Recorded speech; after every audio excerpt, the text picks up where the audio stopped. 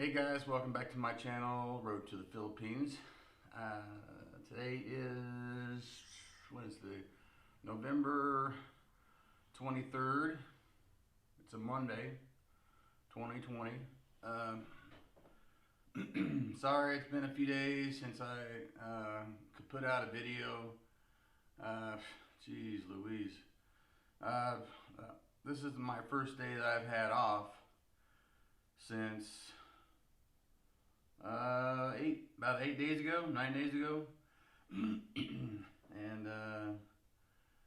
yeah, I've put in a ton of hours in the last 8 days.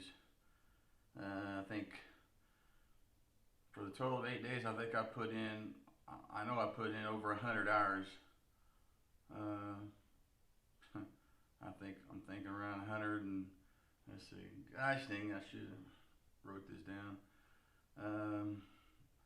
Well, as of Saturday, it was like 88 hours.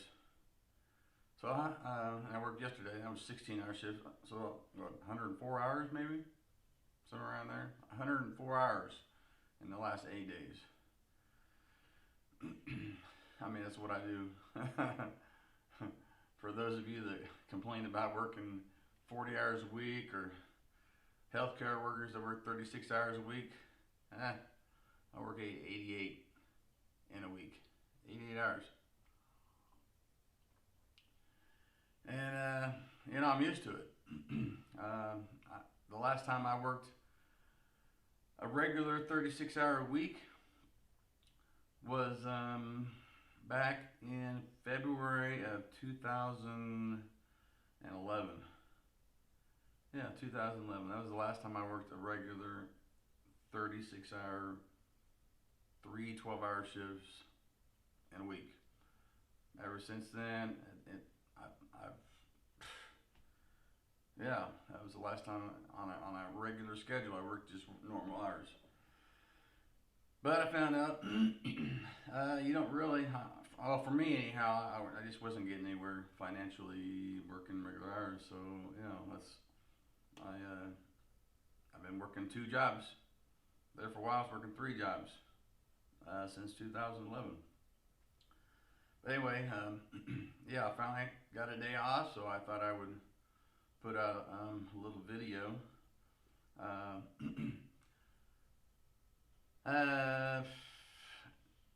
Got my favorite coffee cup out here. I don't know if you can see that. Mount Apo. A-P-O. Apo. In case you're wondering, I brought this back from the Philippines. This is they say this is still an active volcano in the Philippines, not far from where Irene and I will be living. And I also want to say hi to Irene. Baby, just hang in there. And as of today, it has been a year and like a week and a half since the last time I saw her. But yeah, baby, just hang in there. Eventually we'll be together. I've told you this many, many times. I'm not giving up on us ever. I don't care how long this takes. I don't care if it takes the rest of my life to finally be with you. That's what it's going to take.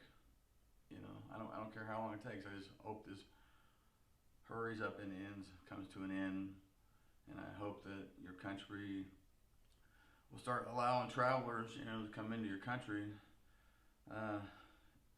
As of right now, they're not the Philippines isn't allowing anybody into the borders right now, unless you're married to a Filipino or Filipina, or if you're an overseas Filipino worker. Yeah, they're not allowing anybody in right now. And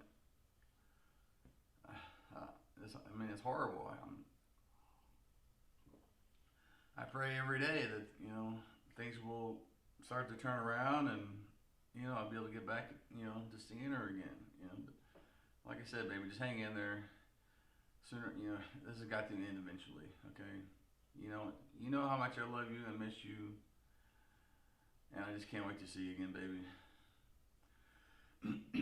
But anyway, back to Mount Apo.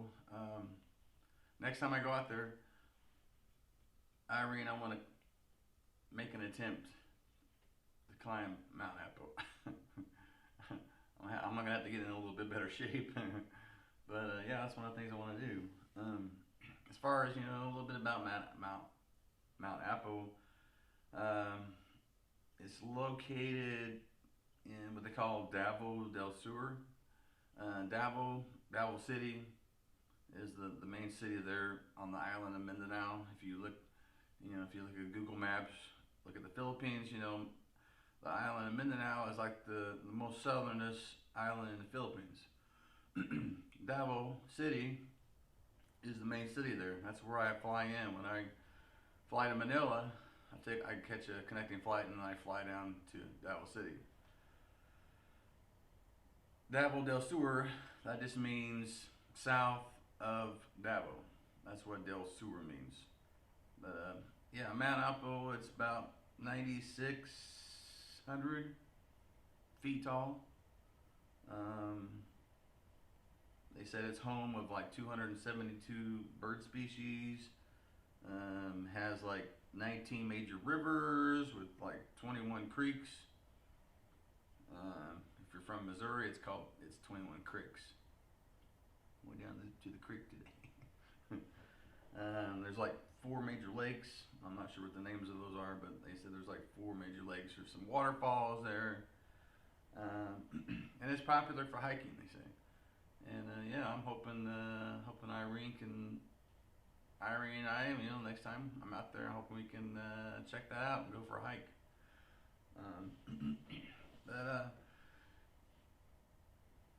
The main topic that I wanted to talk to today was a friend of mine at work.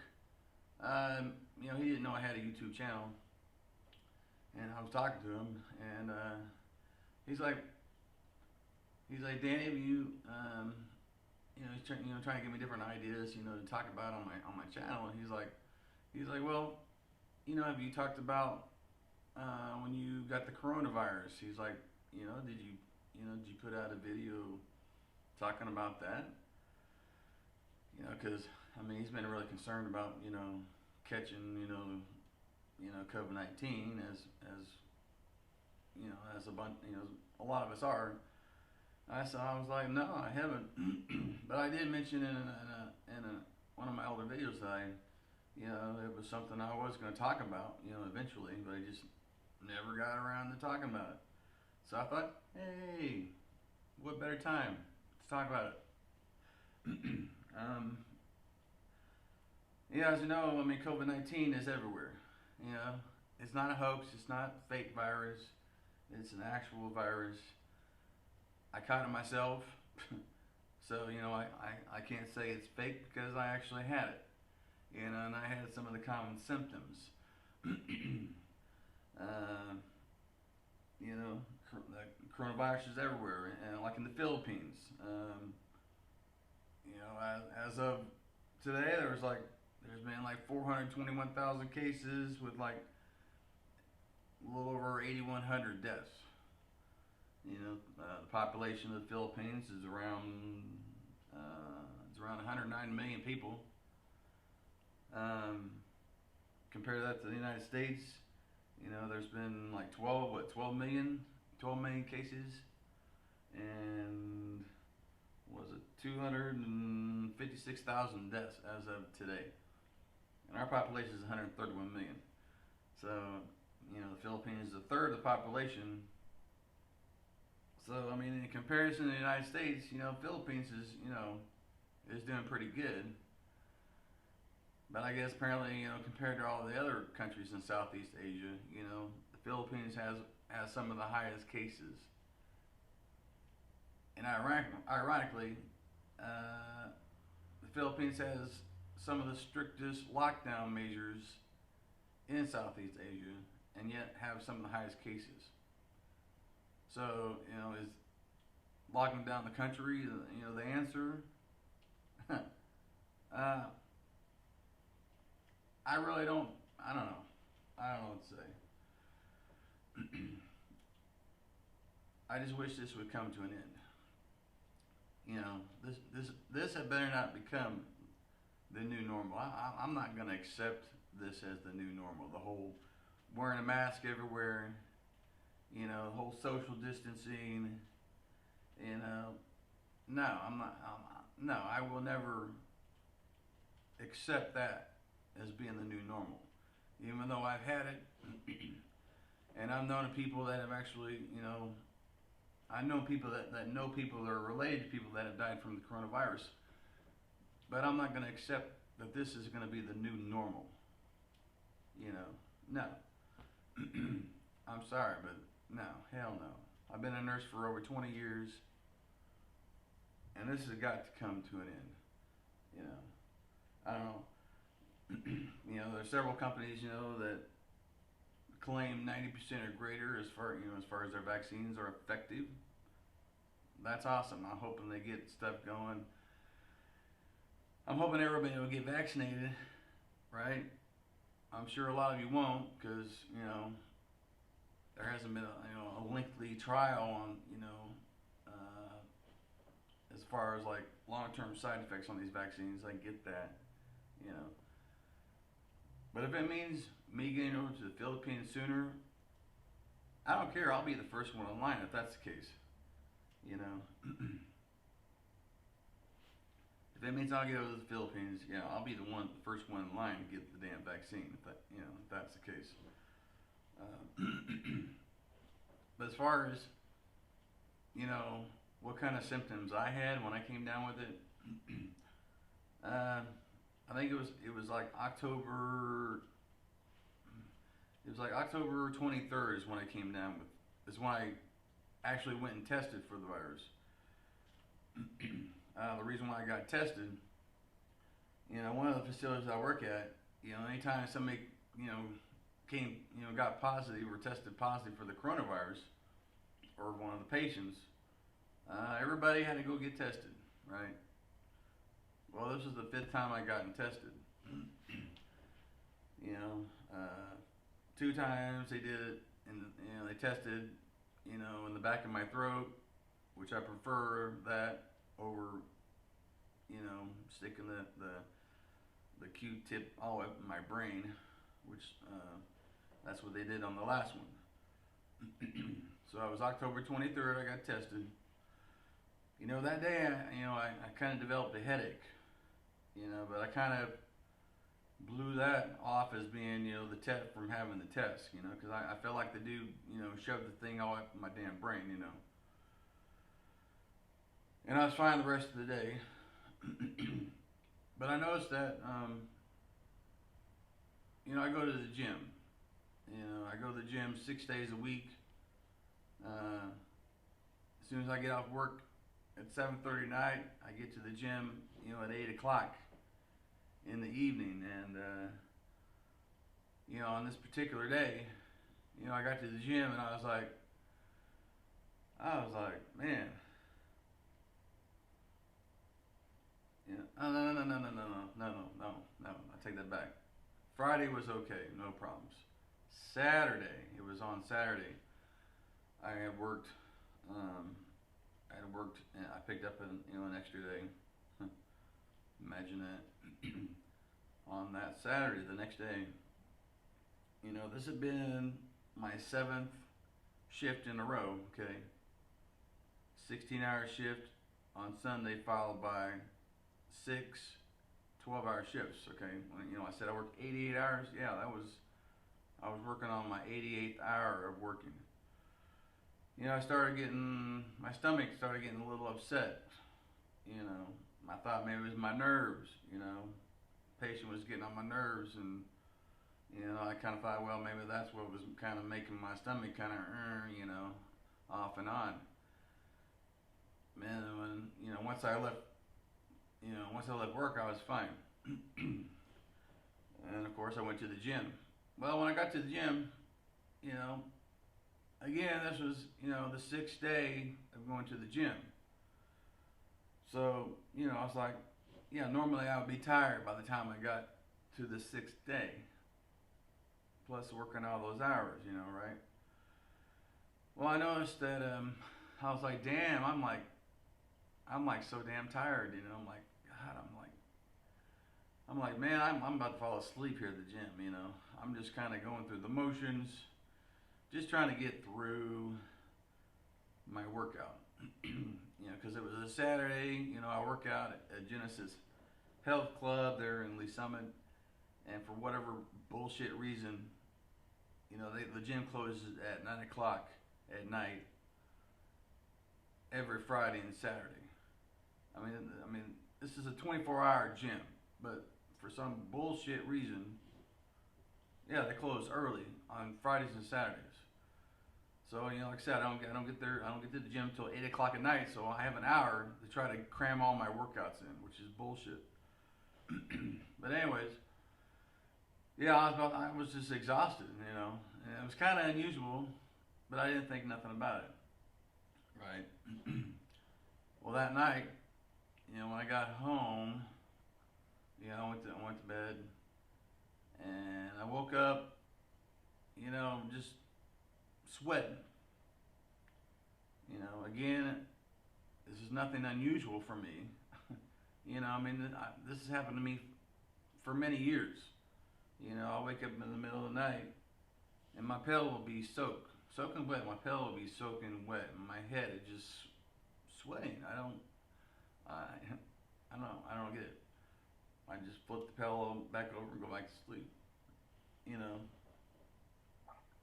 but this was kind of, you know, my whole body was sweating, so I knew that, you know, possibly, you know, my body was fighting something.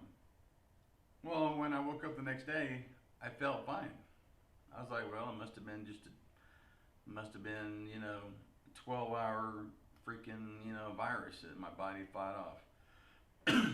So I went to work at my job where I work a 16-hour shift. Went off without a hitch, no problems, nothing, no symptoms, nothing.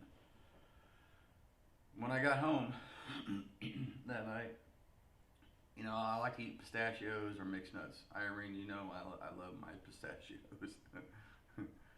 And I was like, I was eating those. You know, I hadn't eaten them for like a week, right? I'm eating them like, man, I'm like, what the hell? There's not hardly any flavor to these pistachios, man. It was like, I could taste it a little bit, but I really couldn't, you know, I didn't. I was like, what the hell, man? I guess I thought maybe they gone stale or something. Right? Okay, fast forward the next day. Um, Woke up with kind of a nasal congestion type deal going on. You know, I showed up to work, and one of my coworkers was like, you know, Danny, you feeling all right? You sound kind of nasally. I was like, yeah, I feel fine. Yeah, I got this. Yeah, my nose is, you know, feels like it stopped up, you know. And I'm sitting there, you know, um, our unit just happened to bring in some donuts, you know, uh, for our unit, and I'm sitting there eating these donuts, and I'm like, man, I'm like, shit, I can't even taste these damn things, you know. You know, I was joking around. I was like, man, I must have the coronavirus because I can't even hardly taste these freaking things, you know. And guess what happened an hour later? Yeah, an hour later, I get a call from my other job stating, we're calling to inform you, Danny, that you're positive for the coronavirus. I'm like, you're shitting me, you know. I was like, really? Are you fucking kidding me? You know? I was like, I was kind of shocked, you know. I was like, what? And, you know, I told my unit manager, he's like, you need to get the hell out of here, dude. I mean, not, he didn't say that, but yeah, I had to leave that day, you know, because I couldn't stay there at work, obviously. And, I was like, man, this is horrible, you know. You know, because, you know, you watch all this stuff in the media, and your mind starts playing with you, you know. I was like, okay, you know. you know, I mean, I was shocked. You know, you know, my other job called me and informed me what happened, and then the job that I was at, you know, the employee health nurse called me and said you need to, you know, download this app, and you know, each day you need to log on, and they'll ask you for your vital signs and all this stuff. Which I mean, that was kind of neat, I guess. I had a blood pressure cuff and stuff at home, and I went to the drive-through pharmacy, and I picked up a oximeter, pulse oximeter. You know, it measures your oxygen level in your blood, and I picked up a tympanic, not a tympanic, temporal, uh, thermometer. You know, the one that you just put in front of your forehead, push a button, and it reads your temperature. You know, I went and bought one of those. And I download the app, and it say, are you having these symptoms? Yes or no. You know, if you're having an emergency, these are the symptoms you look out for. You know, call 911 or you know what, go to the nearest emergency room, whatever. If you start having the extreme signs and symptoms, you know, extreme shortness of breath, you know, blueness around your lips, you know that kind of stuff. But for me, I had the worst symptoms for me happened the day that they sent me home. And like I said, you know, um, it really starts messing with your mind. You know, at that time there was like over 200,000 people that died from the coronavirus, and you know, and the more I thought about it, you know, and I text Irene and told her about it, and she, you know, totally flipped shit and was crying and upset, and I don't blame her because my God, I mean, if she had it, I would have fucking flipped shit too, you know, worried, you know, I would have been out of my mind worried about her, you know, just like she was worried about me, you know, because just like over there, she keeps up, you know, with what's going on here in the United States, just like I keep up with what's going on over there. And the more I thought about it, the more anxious I got, and the more anxious I got, I was getting short of breath, you know, and I was, you know, I was like, well, am I getting short of breath because of my anxiety, or am I getting short of breath, increased shortness of breath from the coronavirus? I was like, what? And the more I thought about it, the more anxious I was getting, the more hormones, stress hormones was running through my body, and I was getting extremely short of breath. But then I had, you know, devices here at home that said, you know, your oxygen level is fine, Danny. You're fine. It's all in your freaking ass head, you know. And I'll tell you, I never cried so much in my life that night. I mean, I thought, Jesus. Is this it? Is this it for me? I mean, is my life over? Am I going to go to sleep tonight and not wake up? I mean, that's what I was thinking. You know, you know, I want to say it. You know, yes, I have to say this. You know, the media, I think, really blows this shit out of proportion. I mean, I'm not saying that the coronavirus isn't serious, because it is. I mean, there's the hospitals are getting overrun by patients with the coronavirus, right? There's hundreds of people that are hospitalized right now, you know, in the Kansas City area, and all the hospitals are getting overwhelmed. And they wouldn't hospitalize people unless they were in serious cases, right? And there's tons of people on ventilators right now. But it's still, you know, I still was feeding into it, and you know, and the more I thought about it, the more short of breath I was getting, and I was just crying my ass off. I was begging God. You know, I was begging him. I was like, please, you know, don't, please, please, you know, spare my life. You know, I was asking for forgiveness for everything I'd done in my life, you know, and begging him, you know, to please heal me, you know, because I didn't. The thing that the thing that would have hurt me the worst was Irene. She was the main reason that I wanted to live, because I didn't want her to go through the pain of something happened to me, seriously happened to me. And I just don't know. That, like I said, that was the main thing, you know. Plus my kids, you know. But thank God, I made it, you know. You know, once I was able to calm myself down, you know, because I bought some Flonase. I thought maybe that would open up my sinuses so I could breathe easier.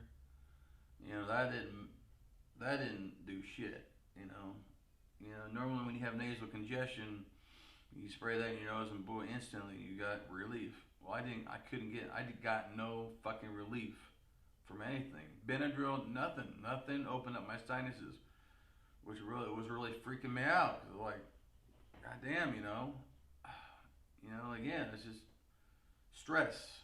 You know, was really feeding into my body. You know, and you know, the next day when I woke up the next day, I was like, thank you, Jesus, for getting me through the night. And from then on, you know, the symptoms got less and less. You know, I had a cough every day. I still have a cough, but that's kind of just, you know, that's kind of, you know, that's just how I am, unfortunately. And as far as, you know, I lost my sense of smell, my sense of taste. You know, that lasted, you know, for several days, and eventually I got that back. That was kind of odd. I mean, I couldn't even smell coffee. You know how strong coffee is. You know, you open the container, new thing at Folgers or whatever, and take a whiff of that. You can't smell nothing. I was like, wow, that's weird. And I didn't have the nasal congestion either, which made it even more odd. But then eventually, you know, I got better. You know, and yeah, I was out of work for 10 days. Got a call from my work saying, hey, you can return back to work. And I put it all behind me, you know. I was a little bit nervous going back to work, you know, mainly because, you know, I didn't know how my coworkers were, you know, how they were going to react. You know, that was another thing. I was worried about, you know, it took several days to get the results, and I was worried about my coworkers. I was like, damn, you know, how many of those guys did I expose the virus to? Thank God, thank you, Jesus, nobody got the virus from me. I was so thankful for that. So thankful. But when I got back to work, you know, I didn't know how people were going to react, you know. I didn't know if they were going to be kind of weird around me. I mean, I was picking up on that vibe, you know, for several weeks. You know, everybody was kind of like, there's COVID, boy. You know, that's kind of a little, that was kind of a joke, you know, that I kind of started, you know, like, hey, it's COVID boys here, you know. But hey, I mean, I don't blame people for acting, you know, the way they did. You know, I probably would have acted the same way, you know. But now that I've been through it, you know, I've been through it, I lived through it. A lot of people, like I said, you know, 257,000 people in the U.S. have died as of today.